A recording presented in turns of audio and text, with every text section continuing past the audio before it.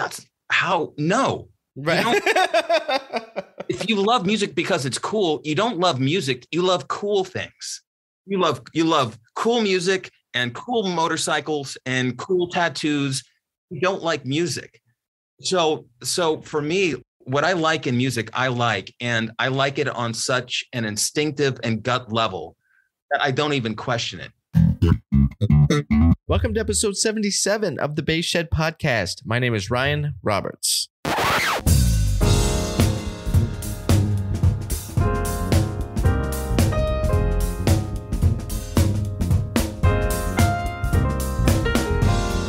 Everything you need for the double bass can be found at lemurmusic.com. I'll be hanging with the Lemur folks at the NAMM show this year. I'm actually headed down there next week to check out what's going on.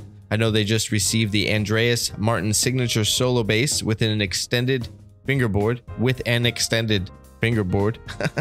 I'm interested to play that, actually.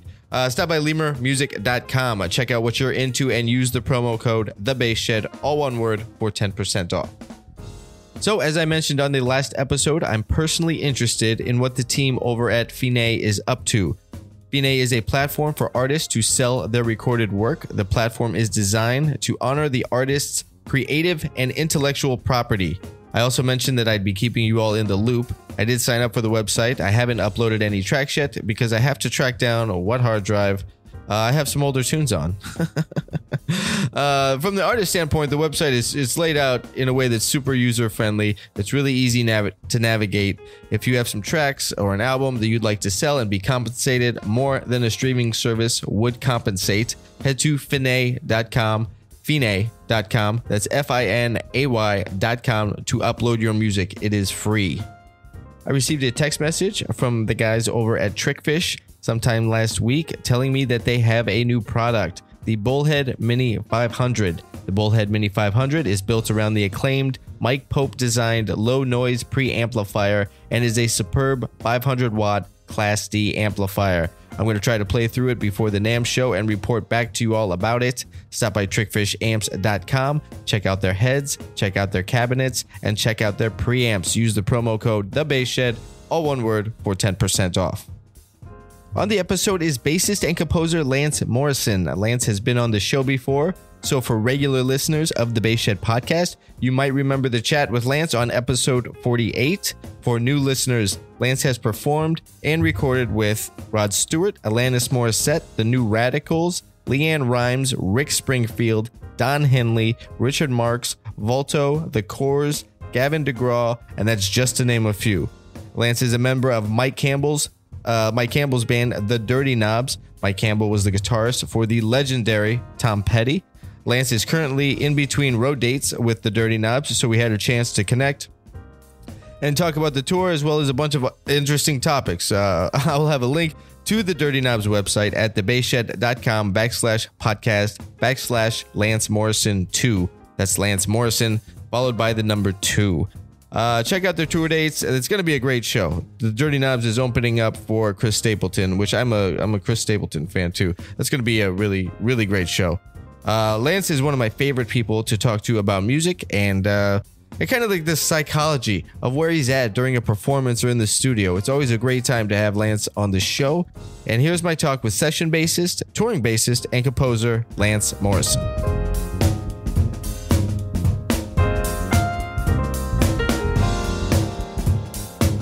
What's up, man? How you doing? Doing good. How you doing? Doing fine, thank you. Yeah, been a little while. It has. When was it? I don't even remember. It was about this. I had to look it up. The last episode came out April 26th. Oh, okay. Of last year. Okay, sure. So was last year the shutdown year or was it the year before? Well, kind of both were. 2020 was the shutdown year. 2020 was, like last year was kind of half. It was like in and out. Yeah, like around March and April, I think the vaccine started rolling out. Right. And, yes. It's all such a blur, man. It's all such a blur. Like, who knows? Exactly. Yeah.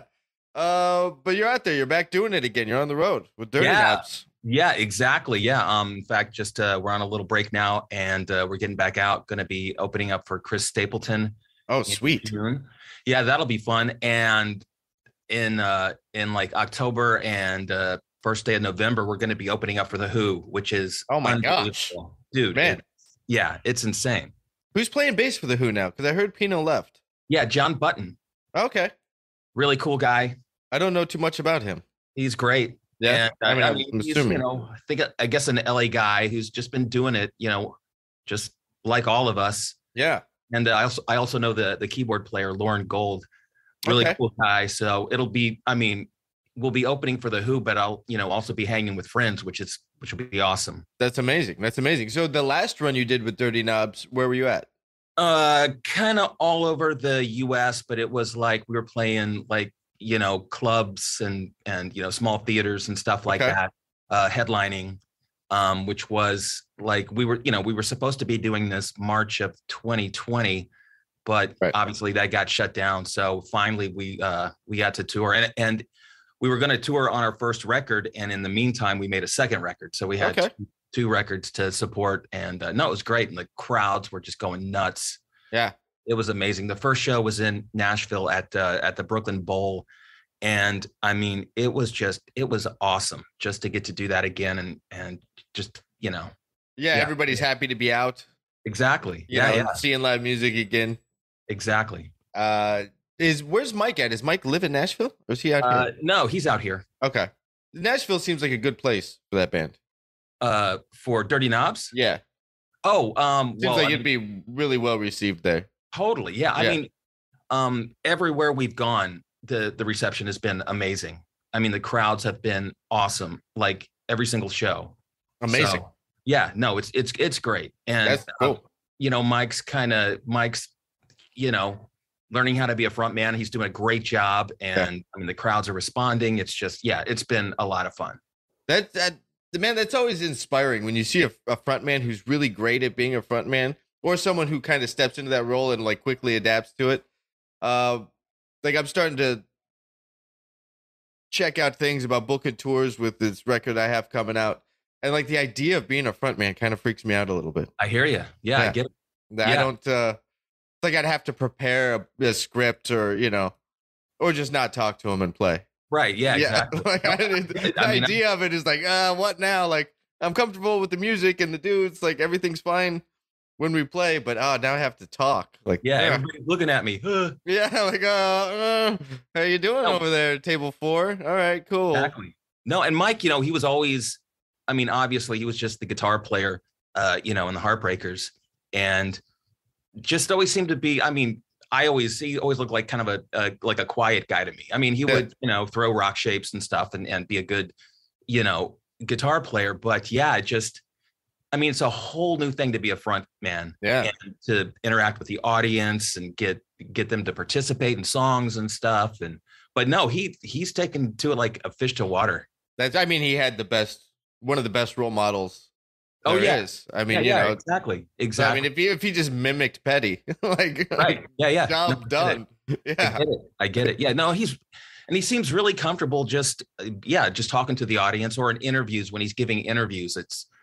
It's fun to watch because he's himself. He's able to be himself during interviews. Oh, cool. Which, I always get so self-conscious and, I'm like, is that the best way to say that? Or did I get something dumb? But yeah. Yeah, I'd still even doing this, like I still get in my head pretty much every episode. Like, am I going to say something that pisses somebody off? Sure. Like, just don't say what you really think, Ryan, because it'll probably piss somebody off. That's right. Just be like, you just popcorn, vanilla popcorn, like no real substance to any of it. That's fine. I'll get by all right. I'll drink to that. Cheers.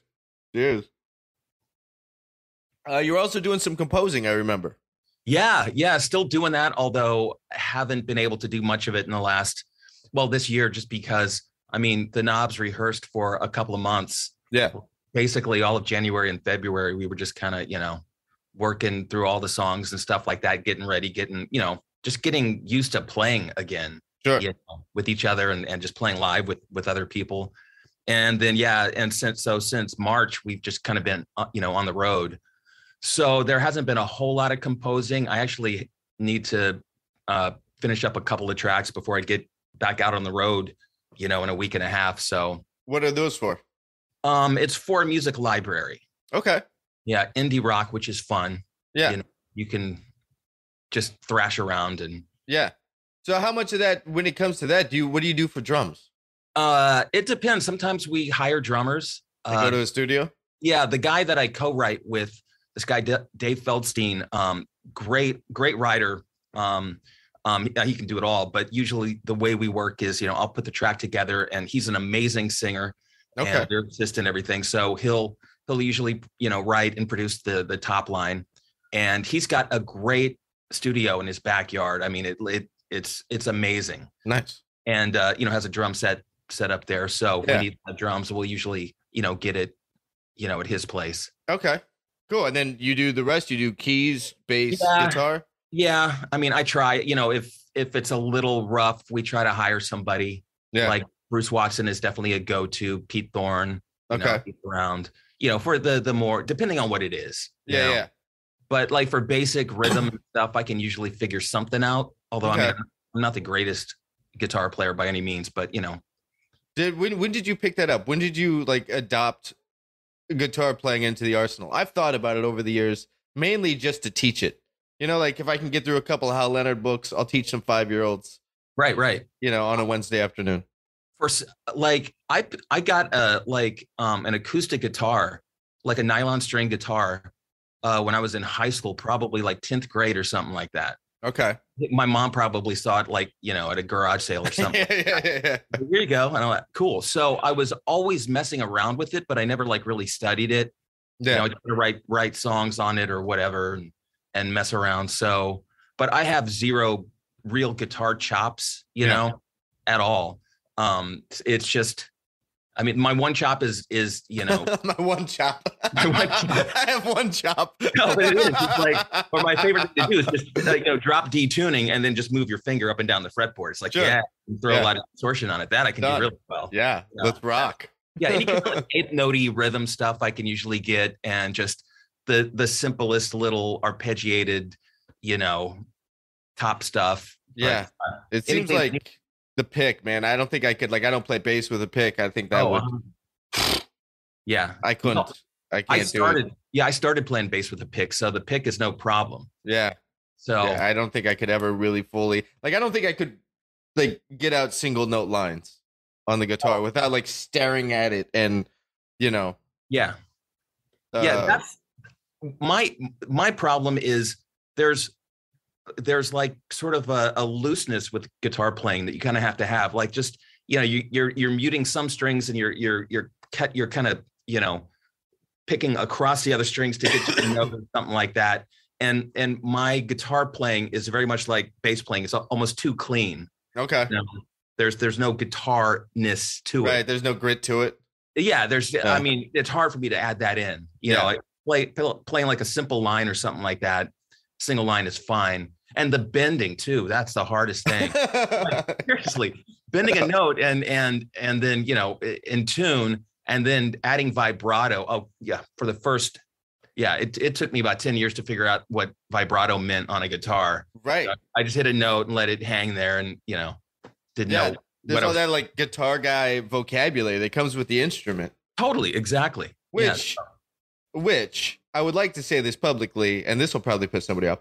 Guitar players don't have it when they teach bass, and I can't stand when guitar players teach bass because they don't have it. There's a vocabulary in how you touch the instrument, just like there is with guitar. Totally. But there is with bass, and okay, the layout of the fretboard's the same. Cool. Function completely different. Exactly. The technical vocabulary of it is completely different. Yeah, and I mean the way I approach it, I try to be as clean as I want every note that I play, to be as pure and solid and the best tone as possible. So I'm really trying to be precise with whatever I do. Even like in the knobs, which it's a total bar band, and we're just jamming half the time and whatever. But I mean, I'm still trying to play as cleanly as I can, and if I flub some stuff, I don't worry. But it's a totally different approach when you play guitar because just all of that, the guitar stuff that you have to do. Yeah. I don't think I'm that interested in getting that deep with it. I'm still figuring it out on the bass. I don't want to Oh my God. I don't Yeah. want to. I don't want to throw another thing on there. I hear you. Yeah. Yeah. But there are guys that can, play every instrument and they do it really well and they do it correctly. There And are. Yeah. I don't, yeah, they're freaks. Do you know the dude in town named Joel Whitley? Do you know Joel? I don't. He's one of those guys. Like I heard him. I didn't know who was on bass one night at a jam session, and I ran into a friend. I'm like, man, who is that? And they're like, that's Joel. I'm like, the guitar player? And he's like, yeah. I'm like, man, like he was crushing it as a bass player. That's cool. And I'm just like, dudes like that, it's cool because they get it. They respect it as Right. an individual instrument and learn the instrument for the instrument's sake, and don't try to use all their guitar stuff on bass or their bass stuff on guitar. Right. Exactly. Those guys just make me feel like crap all the time. Yeah. You know. Yeah. Bass is hard enough to, Yeah, it is. It is hard enough. Thank you. It really is. Yeah. I mean, especially for what I try to, not especially, but again, I try to be as exact as I can and as in the pocket as I can. And that's, like I'll practice 2 hours to just a drum machine, just putting it where I want to put it. right. That's fun for me. And that's enough for me. It's like, So how do talk about that process? That's interesting because I have a thing of like a little routine I use when practicing with the metronome. But how do you go about this? Do you play through a sequence you already know, so you're not thinking about what you're playing, and then nudge it around? Like this time I'm going to put it on top. This time I'm going to bury the click. This time I'm going to put it behind. that's funny that you say that. Yeah. I was actually, well, what I do now, it's evolved over 40 years of playing or whatever. Yeah. But what I do now is, I'll pull up Digital Performer and usually have like a drum beat, program for each song that I'm playing, and then I record a take of me playing the song, and I listen back and I'm like, okay, am I rushing stuff consistently? Am I lagging consistently? Is there like a turnaround that I'm just not playing cleanly enough, Yeah. And then I'll just kind of on my own kind of go over that turnaround or whatever. But it's funny. If I had this stuff when I was a teenager, I would have just been hopeless because I was playing some song and it was just like kind of 8 bars of eighth notes. And I was listening and I'm like, oh, it sounds like am I rushing that a little bit? It wasn't feeling too good. And I looked at it and I was like, not exactly where I wanted it to be. So I'm like, okay, I want to play this, these 8 bars, but I want to put it behind the beat, just a hair, just feel like it's just behind the beat, just a hair. And I played it. And then I zoomed in to the waveform and I'm looking at it. And I was like, holy cow, that's like, consistently just behind the beat. I'm like, that's cool. And then I was like, well, let me see if I can put it, like bury it. Right on it. Right. I did 8 bars of that and I'm looking at it and it was right on the beat. I'm like, well, that's cool. Yeah. So I would have gone crazy with that stuff back in my, when I was a teenager or, just obsessing over where it is consistently. Just being able to put it where you want it. Yeah. On call. Right. Yeah. Right. And, dude, Pino, I was thinking about this last night. Pino is, he must know that he's doing this, but he can play with whatever rhythm section he's playing with. There's an Oleta Adams album that her first album, I forget what it's called. And I don't know who the drummer was, but he's like he's like very on top of the beat. Mm-hmm. It doesn't sound like Weckl, but it's kind of like that, just everything a little on top, right on the beat, or maybe even a little on top. And Pino is right there with them. And then there was this Paul Rogers Muddy Waters tribute album that Jason Bonham played on. And Jason is like painfully like behind the beat and heavy and, just really fat. And Pino is right there with them. Yeah. It's unbelievable. Yeah. How good he is at just fitting in with, a rhythm section. Yeah. Yeah. I've read articles and stuff about him, and he, from what I gather from reading the articles, he really, kind of prides himself, I guess, for the lack of a better term, in reinventing himself almost in every musical situation. Right. So it's still him. Like you listen to an 80s track with him on fretless, like, yep, that's Pino. Yep. Or you can listen to any neo soul thing from the early 2000s, like, yeah, that's Exactly. Pino. Yep. But it's also so that thing, like it's so much of like, it's definitely neo soul. It's definitely 80s pop rock, but it's all still Pino. And it's almost like he's an actor or something. Like the way he conceives of it, I would love to talk to him about. Yeah. He's amazing. He's so good. And that's what the kind of fitting in with rhythm sections. That's what I've always tried to do. I always just try to slot in wherever the drummer is. It's like, I'm going to be right there with the drummer, hopefully, Right. Now, okay. What do you do when you don't agree? When you think the drummer is like, let's say playing on top and it's a musical situation, like a shuffly blues or something, like kind of a swampy thing when it should be behind. And you're like, oh man, I don't personally agree with your decision. Yeah. What do you do in that scenario? You kind of have to go with the drummer. Otherwise, I mean, I'll try to cheat on, like, if the drummer's rushing, I'll try to cheat a little bit behind the beat. Split the difference, kind of. Well, not by a lot, Right. But yeah, I try to like in my like trying to play behind the beat on the eighth notes or whatever. I try to put it there and hopefully, things will come back a little bit tempo wise, but I don't know. You just you're kind of at the mercy of the drummer, I feel, because if you're not tight with the drummer, it's you gotta make the fact that it's too fast work or that's too slow work. Sure. Right. Instead of kind of fighting it, I think. Yeah. No, I agree with that. Like, you have to definitely still make, if that's what's happening in the music, if the drummer's on top or anybody is on top, if the singer's rushing, well, that means like the whole thing now has this kind of manic nature to it, you know, like, well, now what am I going to do with that? Because you have to somehow support it still. Exactly. Yeah, exactly. Yeah. I mean, if the singer's rushing it, then the band sounds like it's behind. Yeah. Even if you're where you're supposed to be. Right. Yeah. So then the tendency is to like follow them. And if they're used to hearing it on top, then the thing's a runaway train.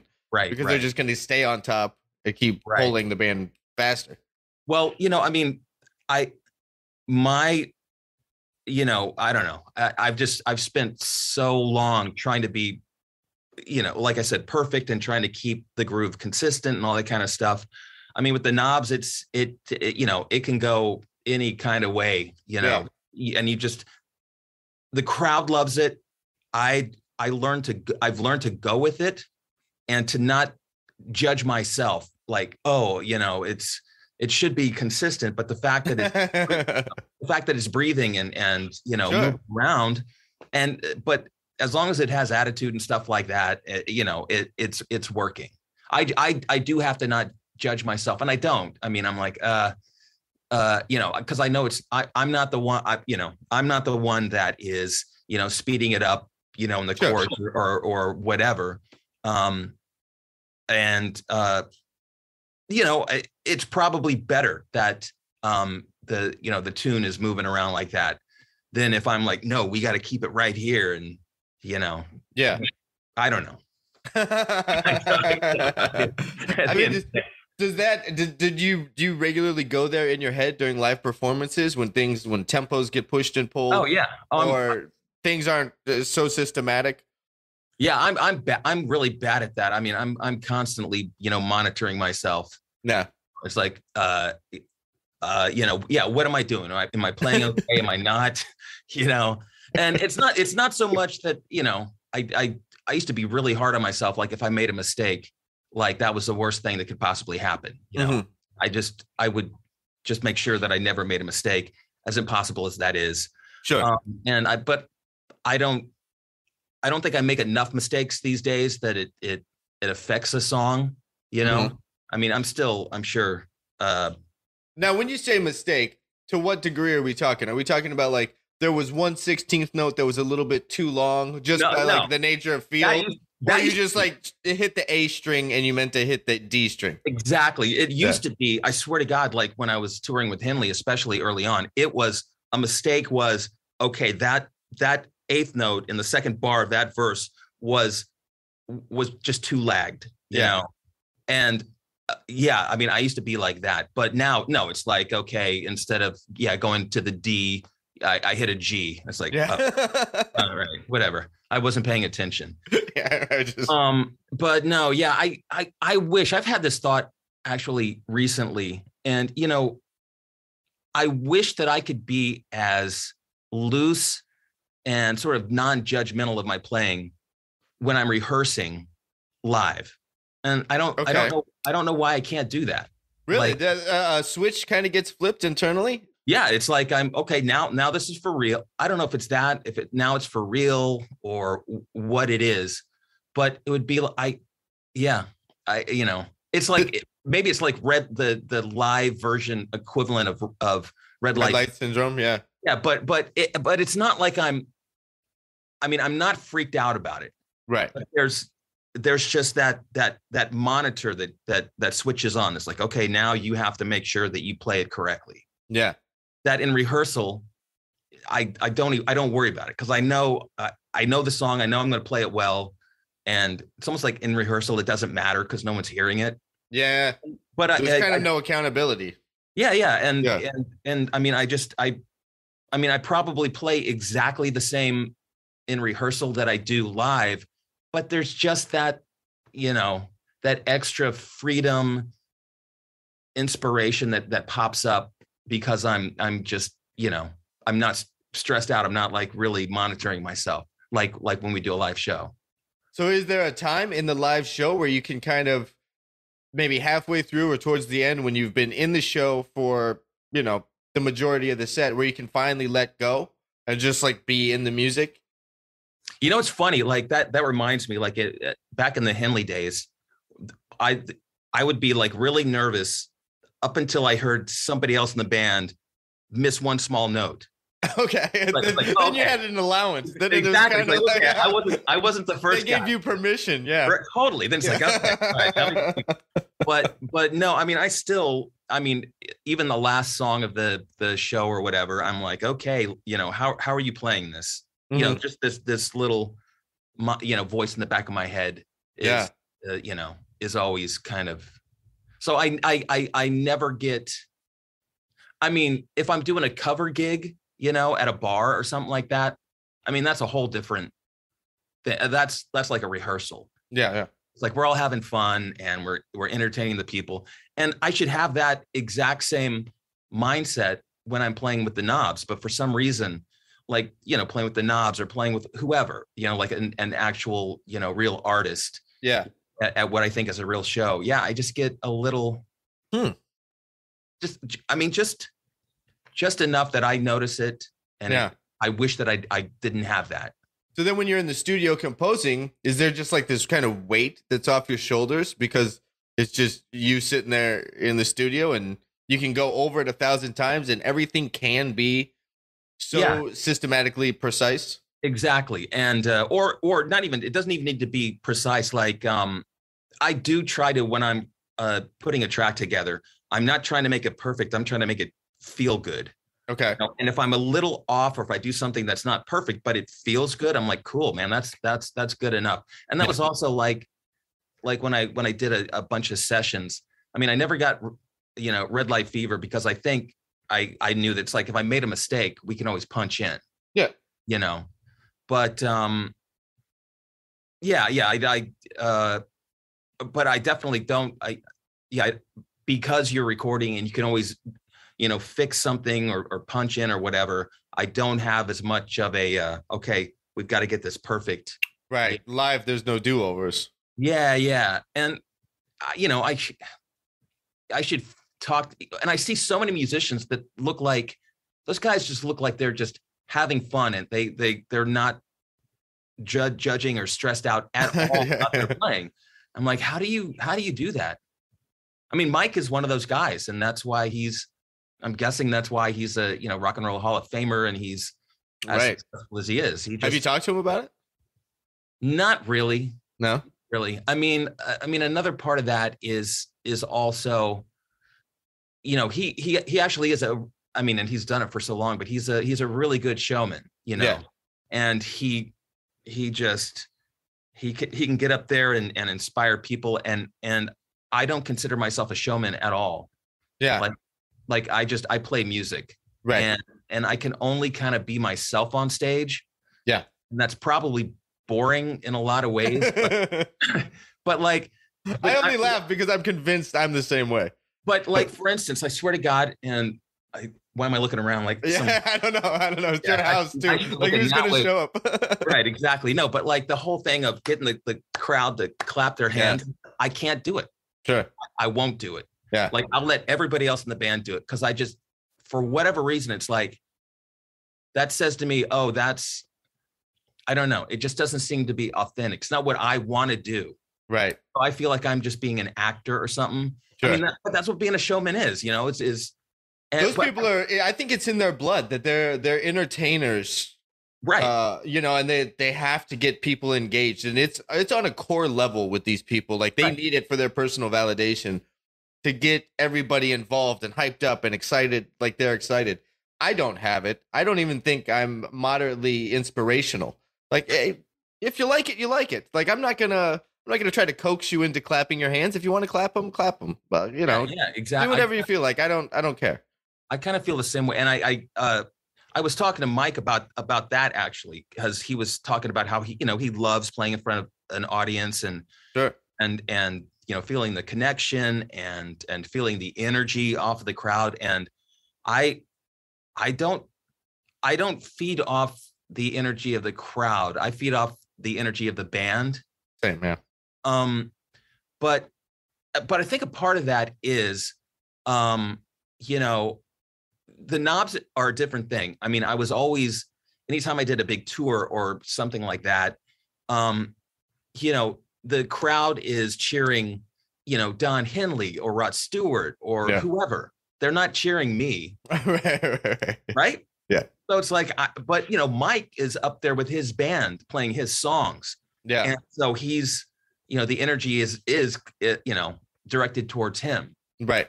So I think that's a big part of why I never like fed. I was just never in a position. And sure.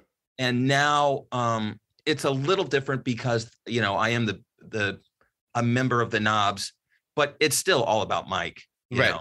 I mean, I don't take any credit at all for, you know, anybody showing up. They're showing up to see, you know, Mike Campbell of Tom Petty and the Heartbreakers. And I mean, and Mike's, you know, they're listening to his songs and stuff like that. I mean, I have kind of, you know, my own ownership of like the bass chair, but yeah, that's still not enough for me to feel like the crowd is, you know, losing their shit over my bass part. Right. Yeah. So, yeah, I mean, I think to go back to Pino, a friend of mine went to go see Mayer at the Forum. Like, I don't know when that was, not that long ago, a few months ago. And I get a text that, like, you know, the crowd erupted when they introduced Pino.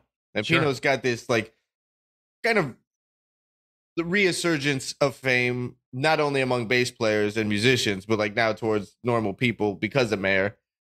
And maybe it's because of Mayer. I don't know. Like, you know, I mean, we're a bass player, so he's always been a big deal to us. Sure. Yeah. But it seems like now everybody else is hip to him too. So I mean, I that would probably feel amazing if you're, you know, on stage at the Forum and they introduce your name and the crowd erupts and you get a standing ovation. Like, okay, now I could understand what the front man. Right. I can understand it. I don't think I have the charisma to now know what to do with that. You know, like, I don't know. All right, cool. Now and what? Like, I got nothing. Yeah, I would also like like, you know, we're going to be opening for the Who at the Hollywood Bowl, which that's huge. I want to go, man. Totally. Yeah, absolutely. November 1st. And it's just the Knobs and the Who. So it's just going to be so much fun. But I'm just imagining, you know, Mike introducing me at the Hollywood Bowl and everybody going, yeah. And I would just be like, well, they're being polite. You know, they're you explain it away. They're clapping because they, you know, they appreciate it, but they don't know who I am or you know, anything like that. Right. No, I have maybe everybody does. I have the same thing of like, you know, you're leaving a gig and they see you with your bass on your back, like, oh, the music was great tonight. You sounded amazing. You wouldn't recognize me if I didn't have a bass on right now. Oh, right. You know, like, whatever. That's just something you're saying because you realize I'm a musician. Other than that, you wouldn't recognize me at all.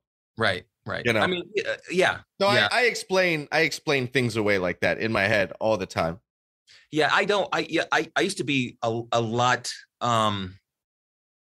harsher on myself, I guess. Mm-hmm. Well, first of all, I used to not be able to take a compliment. Like if somebody, said, "Hey man, you did great tonight." I mean, I'm talking like, when I was, late teens and early 20s and stuff like that. Yeah. They'd be like, "Dude, you sounded great." And I'd be like, "No, I sucked." Yeah. because I felt I'm being honest because I felt like I sucked. Right. Yeah. But it took me a while to realize. And once I did realize, when I say I suck, it's not that I'm being honest. I'm telling this person they don't know what they're talking about. Mm-hmm. Like it's kind of an insult to them. Sure. So I got to this point where I would at least politely acknowledge it. Like, "Oh, thank you very much." Right. Even if I thought that I sucked. Yeah. They're like, "Oh, great. Thanks for the compliment." Yeah, exactly. And I still, it's like the only thing that matters to me still is if I think I did a good job or if I didn't do a good job. So if I feel like I had a good gig and no one says I did a good gig, I'm like, that's fine. Yeah. Because I do think a big part of what I do, if I'm doing my job right, in certain gigs and stuff like that, is kind of just being supportive and not sticking out. Yeah. And not having people notice me and stuff like that, but just being solid. Yeah. But if I felt like, I could not have been more solid, I did my job the best that I could, and damn, I did it well. And nobody says anything, I'm fine. Yeah. The same way, if I feel like I had a really bad gig, and people are like, "Oh man, you sounded great," I'm like, "Thank you." Yeah. It doesn't make me feel right. But did you hear the 1/8 note at the last half of the verse too? I've gotten so much better with that. I've let all of that stuff go. But it's what was the process to do that? What was the process you went through? However long it took, what was the process to kind of shed some of that self negative talk? I think part of it is, your friends and some of the people that you work with, you feel like they honestly do appreciate, what you're bringing to the party and your skills and stuff like that. And they're more forgiving, or probably they don't even hear what I'm hearing. Sure. So it's like, honestly, every musician is probably a little bit thinking how you're thinking about you, and like this self-analytical thing. They're thinking about that about themselves. Sure. Yeah. So like you're not in the forefront of their mind. They're thinking like, "Oh man, am I gonna hit this thing how I want to?" Right. And so like they probably don't even think about us. Right. Well, I think in general, I've had a conversation with some friends recently about this, who just in general, just in life, they're like, "Oh man, that guy hates me," or, "That guy's doesn't, whatever, is thinking bad thoughts about me." And I'm like, dude, most of the time, they're not even thinking about you at all. No. Just in general, No. Everybody's just kind of, doing their own thing. I definitely believe that the majority of people, the majority of the time, are only responding to themselves within how they relate to other people. Sure. They're only, if they like something somebody is doing, that's probably because they wish they were doing it. Right. Or that's just, they do like it. It's just their taste or whatever. But yeah. The But beyond. I think it's all coming from kind of this place of like, if it was them, over there on the other side of the compliment or something. Oh, uh-huh. People in the crowd maybe wish that they were on stage so that they're going to love the music. Everybody's responding to themselves and how they think about. First, I guess to say that a lot cleaner, I don't think they're ever really truly objective. Oh, sure. Yeah. It's all kind of a little bit of projection involved all the time with everything. Yeah, no, I would agree with that. And again, I think in general, like a person tends to think that there's more focus on them from people at any one time than there actually is. Yeah, 100%. Right. They don't care that you made a mistake. They're not even paying attention. No, they're not at all. There or whatever. Right.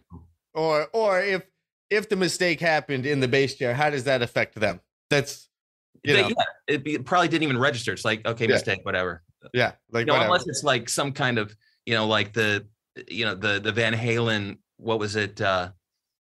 Jump thing where the keyboard goes out of tune. There's some. Oh, what's that? Oh yeah. Like during Jump, something happened like the keyboard got detuned or something like that. So it was a train wreck, and like Eddie couldn't hear that it was out of tune, but I guess because of whatever the monitor situation was, Right. But yeah, it was just just bad. I hadn't heard that. Yeah. I didn't know about it. Like this, who knows, what was this 10, 15 years ago or something Right. like that. It's probably on YouTube if you want to look at it. It probably is. Everything is. People didn't even have like the technology to record back then, but everything's on YouTube. How did they record it? Yeah, exactly. Like, were we always being secretly filmed? Right. In hopes that YouTube would exist someday? Yeah, exactly. Like, I don't know. There's a bunch of footage of a bunch of old stuff that I sometimes wonder how it got there. Mm-hmm. So what else has been going on? You've been touring with the Knobs? You've been doing any sessions on bass? Not a whole lot. A couple of things from like a songwriter or, somebody that's putting some tracks together for like a TV show or something like that.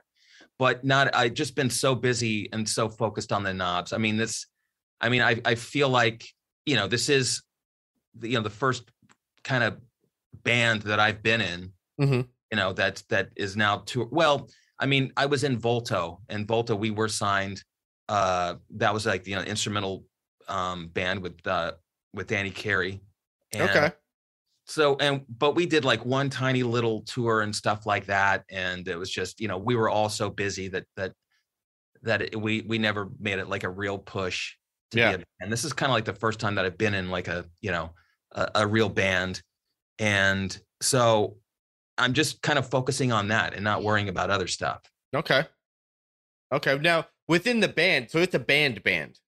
Yeah. You're like a made guy in the band. Like totally, you're in. Yeah. We're supposed to, we're sharing in profits and stuff like that. Okay. Now, does everybody have kind of specific roles within the band? Not only like, this isn't any kind of grassroots situation where some guy's handling tour support and the other guy's handling merch. It's not like that, but within a band of this caliber and at this level, do you guys all have the duties within the project to keep it happening, or is that all sussed out to when it comes to making calls to line up a tour manager or someone connecting with the PR company, right? Or stuff like that? Do you guys have segregated responsibilities like that?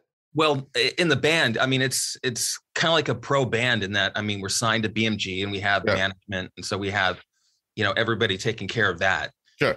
Within the band itself, like musically, Mike's definitely the leader, and he's writing all the stuff and bringing it to us. But at that point, when he brings us a song, we kind of we jam it, we play what we want on it, and unless Mike has a specific idea for a bass part, a drum beat, or something like that, we kind of do what we want to do. Yeah. Okay.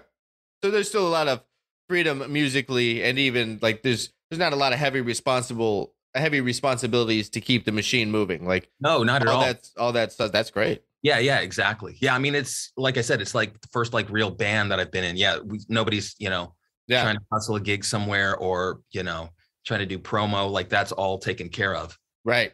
Now, within being in a band, how far do you push yourself to investigate new sounds? Like, all right, this time I'm gonna, I really want to check out this pedal or something, this effect. Next time he brings a tune in, I want to see what I can get away with and push myself as a bass player to investigate new sounds or techniques. Or since you have all this freedom within the band, do you take advantage of that?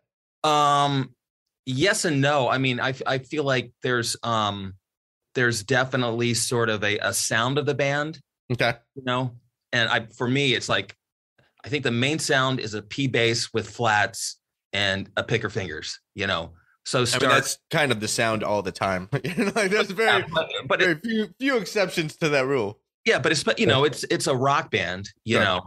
I guess I could have, because growing up, my first bass was a Rick, and I played with a pick, and Chris Squire and Getty were my guys. Yeah, okay. Through, like high school and even college. So I was just that guy that had that grindy, Rick tone. right? And so I mean, I could go, but I just don't think that's like the sound of this band, Right? You know, like again, it's more just the kind of the thumpy, you know, P bass with flats and a pick. But Mike loves distorted bass, so he'll like, even if I don't like track it with distortion, he'll like tell the engineer, hey, throw like a distortion plugin on it. Okay. You know, so a lot of stuff is a little more overdriven. And what do you like? Do you go to a hard overdrive sound, or you just put a little hair on it for some texture? Well, like when we were doing the album, I had nothing to do with it. Like the engineer just threw on whatever, you know, Mike wanted to hear. Okay. I've got a Lucy Screamer from Jam Pedals. Oh, I've never even heard of it. It's like a tube screamer, but it's also got another side that you can kick in that kind of kicks it into fuzz. Okay. So like I'll use sort of just the one side that's a little more tube screamery on a couple of tracks on just the bass tone. So the bass tone's like really overdriven, but still not like crazy. Yeah. And then there are a couple of solos Mike wants me, asks me to do, and then I kick in the other one and it's just, full on crazy fuzz and stuff. Nice. So yeah, and then it just gets crazy. Yeah. That's a whole other. The whole bass solo thing is just so funny. I mean, because I never worked at soloing that, like, I just it never. I mean, I enjoy like little fills or whatever, but like a bass solo where it's like, here you go, you got 5 minutes to do whatever you want to do. Like I just never worked up a vocabulary. Right. It wasn't what I wanted to do, but so where do you go then? Where do you, when this happens, like nightly, is there always like a moment of panic where you're like, here it comes. Now we're playing that tune. I'm going to have solo. Where do I start? Yeah. It's not panic though, but it's also, I don't know what it is. Every night it's a little different. I just, I surrender to the fact that I have zero vocabulary, but I kind of make stuff up. I kick in the fuzz. Okay. And then it's just like, okay, what do you feel like playing? Yeah. It's, I mean, I'm not going to teach anybody any new great licks or any right. solo, but I figure that's the one part where it's like, I am a performer and I have to put on my big boy performer, pants. Yeah. And just kind of step up. And, I mean, I tend to, a lot of times I will, I'll use humor to kind of deflect and to make something, just like, okay, I'm just using humor here just to let everybody know that I know that I'm not greatest. Kind of a self-aware thing. I try not, I really do try not to do that because but I'm sure a little bit of that, creeps out too. I mean, I'll do a couple of times I would, like, I'm doing this really over, this fuzzy solo, at this one point in the show. And then I was like, my solo becomes, I'm just detuning or tuning, and that's how I'm playing. It's just like doing this crazy goofiness, kind of goofy, but I'm kind of taking it seriously, and it's kind of a thing. And then you just totally dive bomb it, and it just it's a thing. And, crowds love it, but bass solos are. I'm just not that guy. But I make the most. I try to be entertaining. I should actually sit down and be like, okay, what should I play? Shouldn't I like figure out some licks or something? And it seems like what you just described with the tuning, detuning, that's more in the moment. That's right. That's better than it being scripted. It's like, okay, here's my little, I walk to the front of the stage and play this little scripted thing and then go back there. Like, it's more entertaining. And I feel like it communicates to the crowd when there's a rawness to it all. Totally. Regardless of what it is. Like I said, I mean, I'm playing with the pick. So a lot of times I'll just do I'm trilling higher with all this distortion. If that's what I'm feeling like. And there's no lick involved. It's just, just sound, noise and energy kind of. Yeah. I think that's all people care about really is exactly the energy. No one, even if you worked out like some really, vocabulary based thing, no one's going to know. Right. There's nobody's. no one's gonna be like, oh yeah, I had that Anthony Jackson album too. I know where you got that lick. Like no one's gonna call you out or probably even understand. They just want the energy and to be entertained. They're like, oh, but now bass guy's doing a thing. Okay, now let's go back to Mike. Right. And also, I mean, part of it, there's a whole visual to it, and it's totally Mike's idea, but like he and Jason Sine, the other guitar player, playing white Firebirds. Okay. And I've got like a white Thunderbird. Oh, nice. So, yeah. So we just got like these white, similar guitars, and they make a whole thing of it. And that's cool. Yeah. Is that the P bass right there that you're talking about? The one right behind you? No, that's my 64. Oh, nice. All original? Yes. And it has the best neck on it of any neck I've ever played. It's so good. It's so good. Yeah, I love it. It's my baby. We're the same age. Yeah. How'd you come across that? Went to Norm's, and I remember hearing of Norm's. Is it still around in the Valley? Right? Totally. Yeah. Exactly. Yeah. And as a matter of fact, so that was the first vintage instrument I got for the longest time, and this was even like Vineland and Ventura. It's Ventura and sort of, it's in Encino, I guess. Okay. I'm thinking of a different vintage shop. Yeah.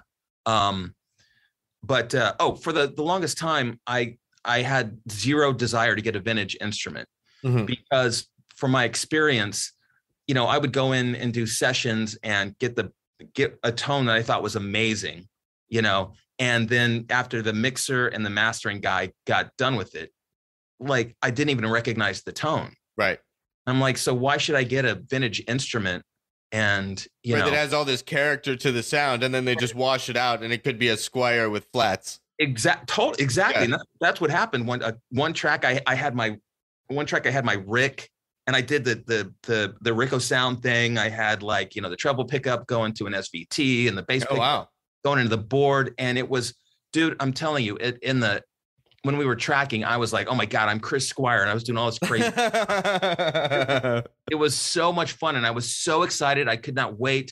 It was a big artist. I could not wait for it to come out and everybody to go, whoa, who's that guy? Yeah. And it comes out and the mixer had just used the bass pickup. Right. It was just like, and it like added all sorts, it just subbed to it. Right. It was just this rumble. I was like, what the hell? So anyway, I was like, you know what? I've got instruments that can get 90% of the tone that a vintage instrument could get or whatever. And it's not going to matter anyway. So long story, even longer. So I went to Norm's one time and I'm like, maybe I should look at vintage instruments. And I tried out all the P basses that he had. And this was there. And I was like, oh my God. So a vintage instrument is not for the mixing engineer or the mastering guy or that. It's for me. Yeah. I was like, this bass is the most awesome bass ever. Right. To inspire you to play. Exactly. Yeah, exactly. So that's when that was the first like vintage instrument that I got. Okay. Now to circle back to what you were just talking about how they, wiped out your sound on this record. As someone who composes and produces, when you are dealing with a mix, do you do mixing at all?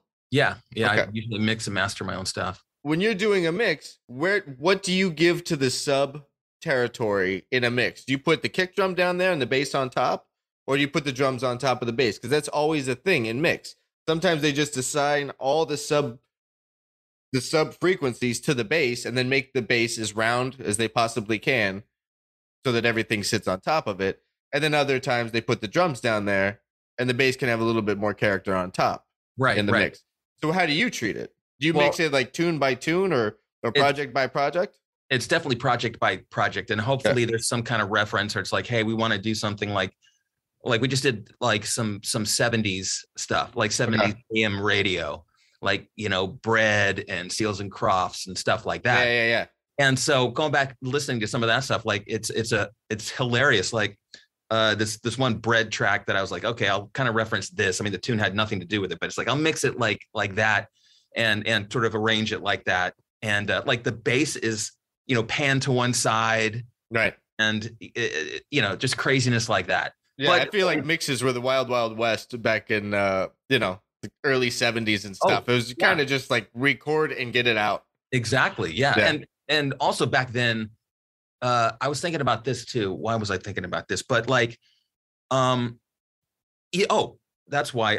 Like a lot of the bass lines back then, you know, in the 70s and 60s, you know, the bass players playing a lot of stuff, you know, kind of high up on the fretboard. It's not all just, you know, low, you know, E string stuff and A string stuff.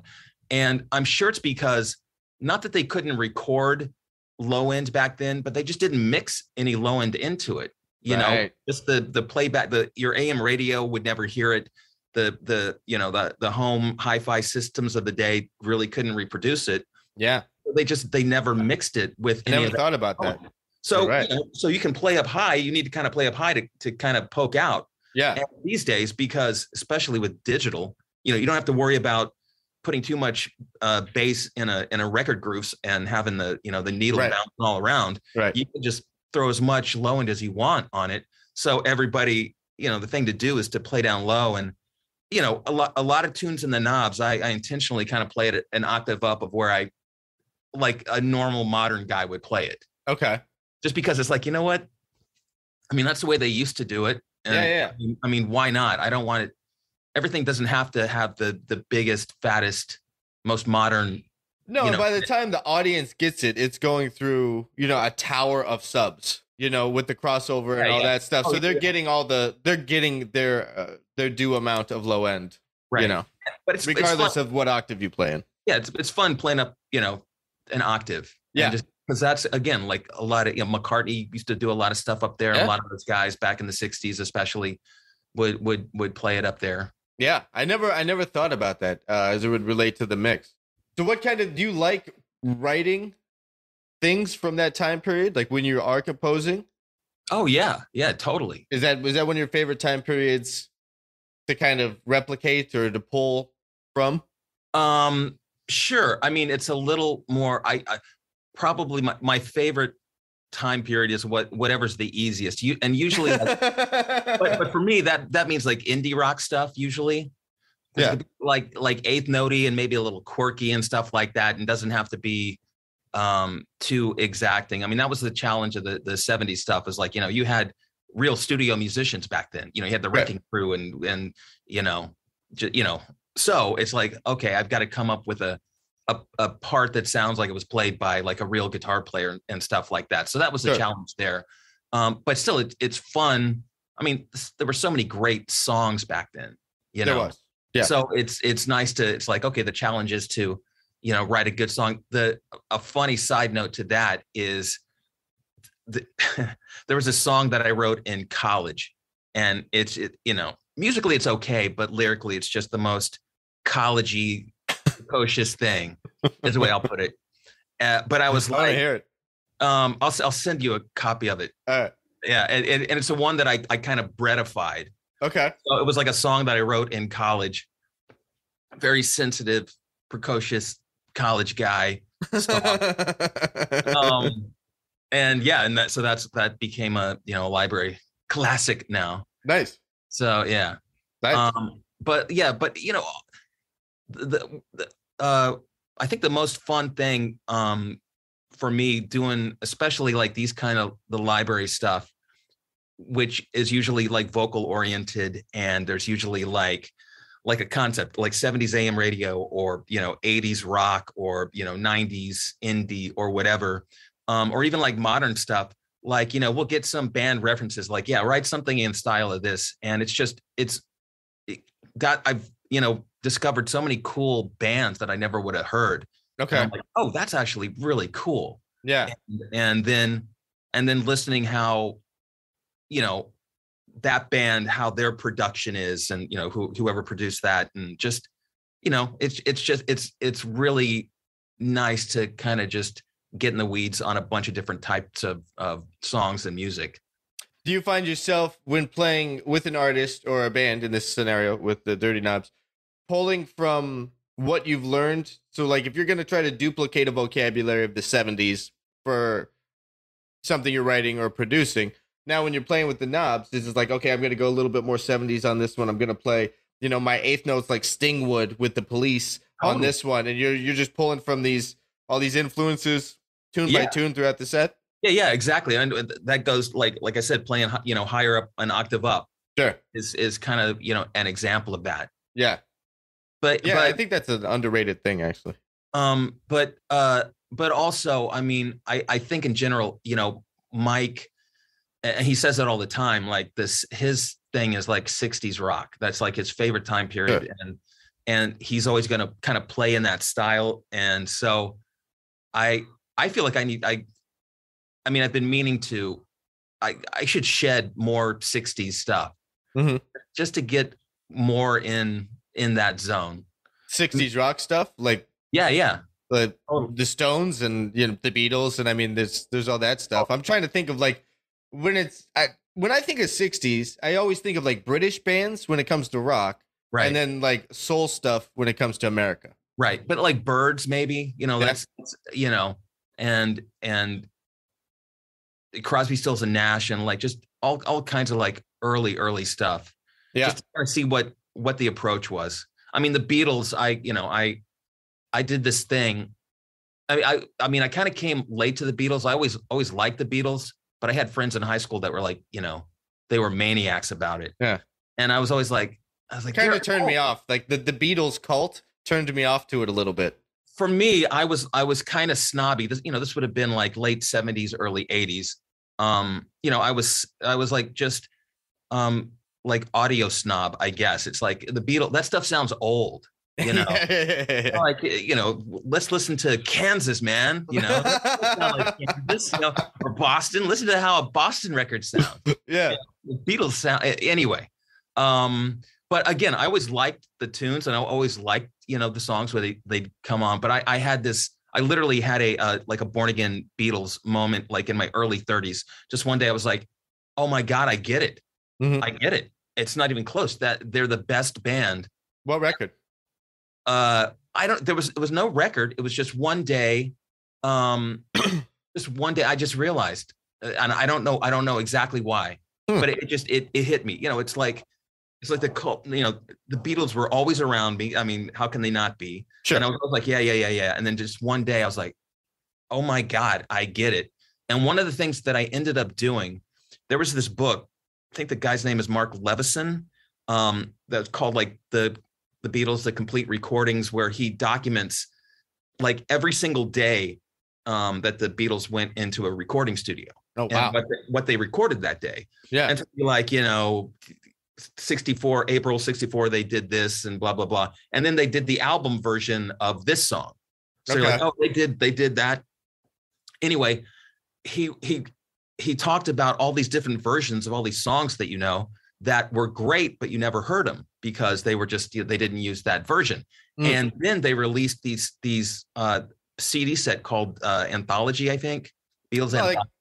Like what? I was that right around the time that documentary came out in like the late 90s or mid 90s? Yeah, exactly. Yeah, I remember that. And so I bought the anthology, and in those CDs were a lot of the versions of the songs that were talked about in the book, so I could finally hear them. Yeah.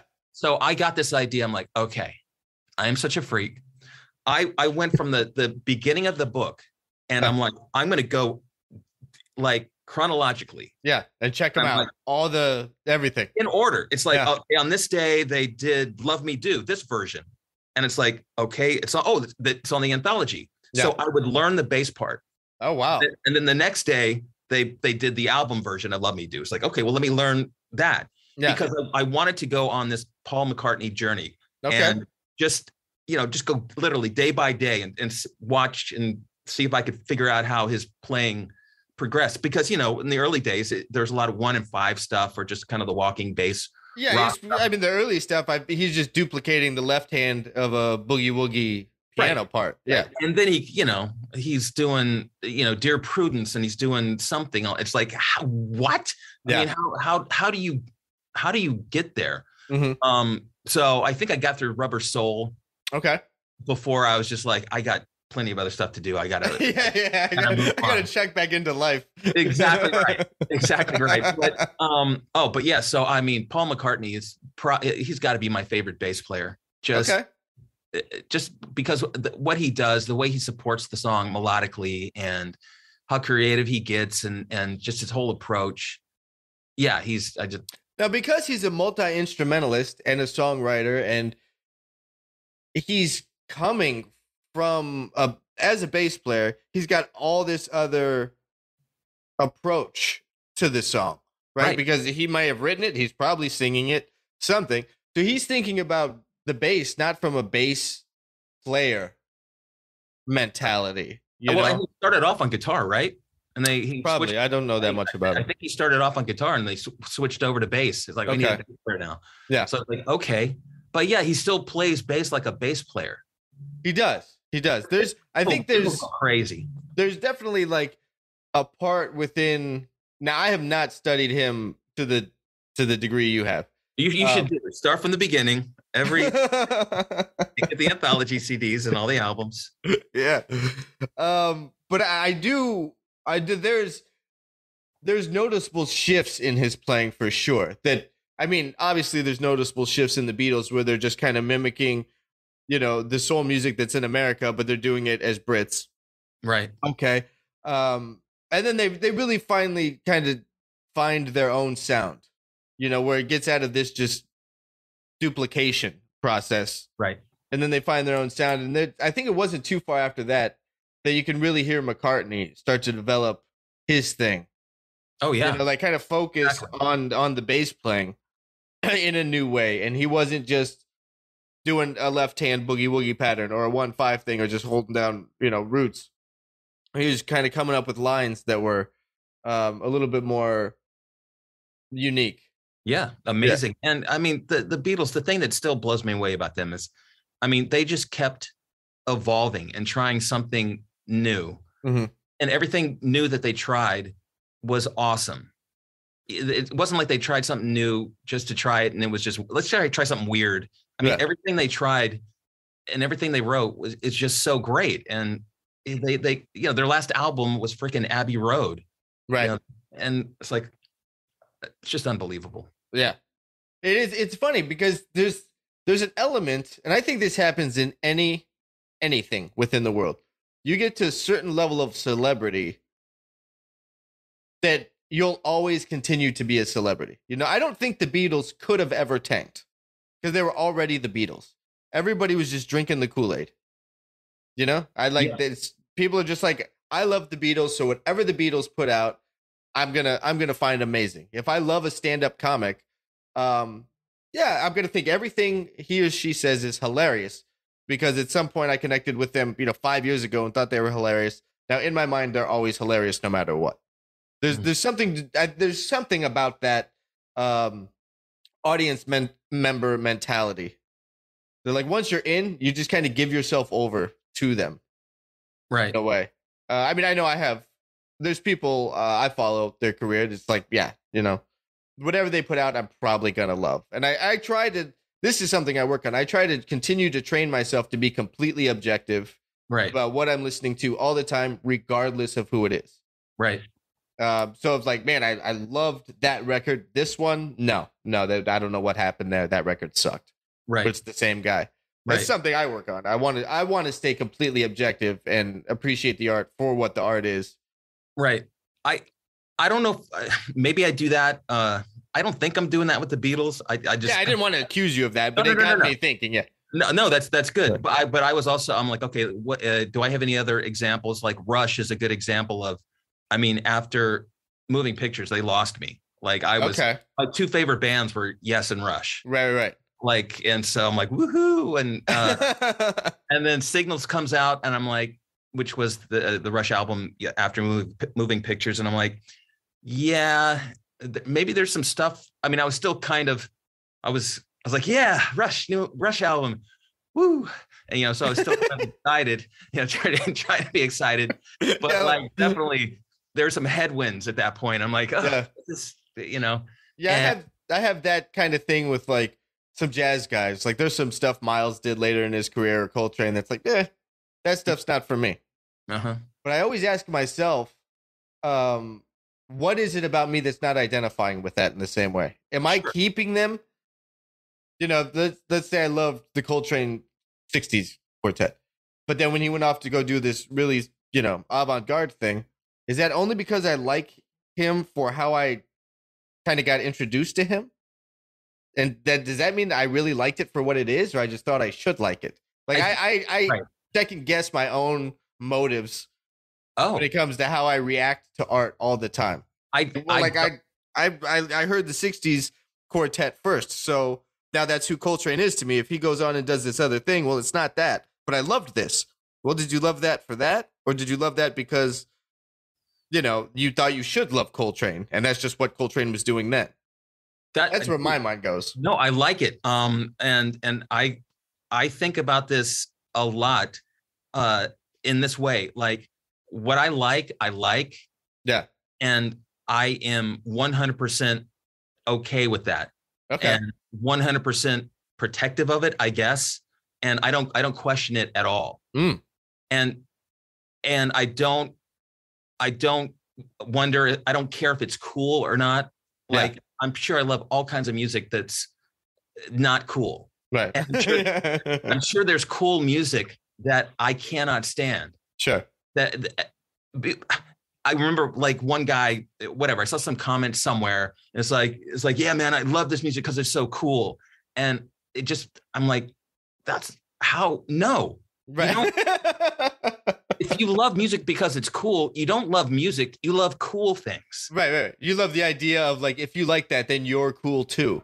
Then you love the idea of being cool yourself. You love cool music and cool motorcycles and cool tattoos. Yeah. You don't like music. Right. So for me, like, what I like in music, I like, and I like it on such an instinctive and gut level that I don't even question it. Sure. And hot take here. Like, I don't get jazz. Like, I don't. That's great. That's great. But it doesn't, there was definitely a time where I felt, okay, if you're going to be a musician, you need to like jazz and you need to study jazz. And I sort of tried, but it was like pulling teeth with me. And also it's like, I never saw myself getting a jazz gig, wanting a jazz gig. So why am I working on jazz? Yeah. But even going back before that, like I just, for whatever reason, not whatever reason, I mean, I've thought about it. I think that it's too dissonant, and there's like, let's go back to the Beatles and Something. Yeah. Right. That song. Like, for me, you couldn't change a note of that melody. Right. It's perfect. And every note inevitably leads to the next note. Yeah. And there's this one of my all-time favorite Beatles tunes, and just tunes. Like, I love that tune. That's what I mean. And there's just, and every time I hear it, I have the exact same emotional response, even though I know that it's going, this note, this melody leading into that, and that chord, I know it hits me the same way every single time. Yeah. And like in jazz, someone, wow, that's the greatest solo. Check out this, what this guy did over these changes. And to me, it's like, okay, that's impressive that he can do that. But every single note could have been a different note. So my brain goes, why do another take? And it'd be just, it'd be just as amazing. Right. But there's no like, it's not pinging. There's no pinnacle of perfection here. They can only be achieved the one way. And there's not that. There's nothing that is ultimately hitting me emotionally.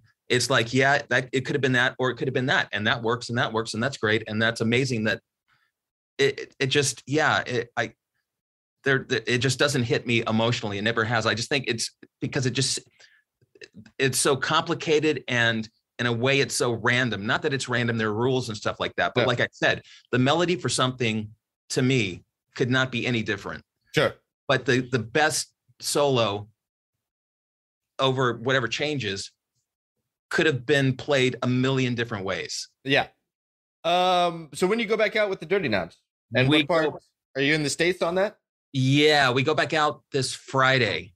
Okay. Yeah, we play a beer fest in Simi Valley. Nice. Exactly. That's I'm in. The Friday? Hold on. What date is that? Let me look. Let me look. The 27th. I'm sorry, it's Saturday. That's even better, right? Yeah. It's called 21 or 28. That's the 28th. Okay. It's called the Happy Face Hills Festival. Sick. So then after that, so that's, let me see. Yeah, and then the following Monday we fly to Seattle and we do like a little club date, and then we hook up with Chris Stapleton. That's cool, man. Yeah, you like Stapleton? Have you checked out his records? I mean, I'm not that familiar with his music, but I mean, what a singer. Amazing singer. With that album, The Traveler, I must have had on repeat for probably about 4 months straight. Like, I loved that record. I haven't checked out the one after that too much. Okay. He and Mike co-wrote a bunch of songs. Oh, okay. Yeah, one of them's on our first album. Nice. A song called Fuck That Guy. And that was, who's the target? Who are they talking about? Mike says, insert your guy here. Oh, okay, it could be anybody. Yeah, exactly. Choose your own adventure. Exactly. That was Stapleton's contribution to the song. He had the title. Okay. He's like, Mike, I got this title, but I don't know if I can finish it. And Mike's like, I can finish that. Yeah, I got that. And that is one we play. And you talk about like audience participation. It is awesome. Oh, sure. It is awesome. A lot of cool. Yeah, you just have like the thousands of people yelling F that guy. Exactly. So like Hollywood Bowl, I can't wait to see what that's like. Or even these Stapleton shows, maybe. Yeah. So does he come out and join the Knobs? I don't know how that's going to work. We haven't worked with him yet. So yeah, I don't know if I doubt he'll come out. I couldn't see him coming. I mean, he actually sings on some songs of ours too. Okay. So he come out and do that, but I wouldn't imagine he does that. But Mike might hang around and come out and play guitar solo. That's cool. Or something like that. But we'll see how that goes. Yeah, I guess that would make more sense for the opener to join the closer instead of the closer to come out before they've started their set yet. Yeah, I did Henley did a tour with Stevie Nicks. Oh, cool. And yeah, Stevie would usually she was usually the second act. It's like a co-headline thing. Yeah. But she was the second act, and but she would come out during our set. That's and cool. Our set during my set. I'd be like, Stevie, during my solo show. I like look at her and be like, not yet, no, no, hold on. How about now? Yeah, but back off. Exactly, but she would come out and sing like a verse and some harmony in Hotel California, which is cool. Oh, that's cool. Yeah. That is cool. That's cool. Lance, always a pleasure, man. Yeah, always Ryan, a pleasure. Dude, absolutely. We'll stay in touch. I'm gonna come crash all your gigs that are on the West Coast. I want you to, and you say that now. I do. Let's see what happens at this beer garden first. That's right. If you get a little sloppy, you might have to outslop me. Yeah. Okay. All right. Challenge accepted. Exactly. Cool. But yeah, let's definitely stay in touch, and I'll let you know. Whenever we're doing shows around here. Man, that'd be great. That'd be great, dude. All right, man. We'll be in touch. All right. Sounds good. All right. Thanks, Lance. Bye. Bye.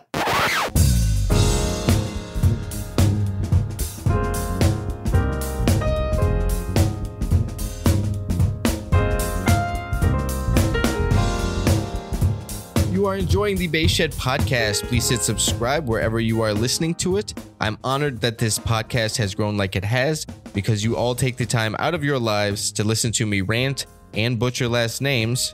The podcast is grown. It is in the top 25% of podcasts. So thank you. Thank you all so much for listening. Lance Morrison. I love when he's on the show. I dig how transparent he is about where his mind's at and the things he struggled with in the past. Like, I can relate to all that. I think a lot of musicians and artists in general can relate to having that self-defeating kind of talk in the back of their head. And it's always comforting to hear players like Lance, who have a really, really impressive discography, speak about those things. So thank you, Lance. Thank you. That's cool. I like when guys are just really open about the humanity of where they're at within their career. I love that stuff. And it's part of why I started this thing. Stop by thedirtyknobs.com, click on tour dates in the top right hand corner and see if they are coming to a city near you. I'm excited to check them out at the Hollywood Bowl. That's going to be dope. Like the Dirty Knobs and Chris Stapleton. That's going to be a great show. Yeah, it's gonna be a good one. All right, folks, that's about all I got for this one. That about wraps her up. Thanks as always for listening, and I will catch you on the next one in a minute.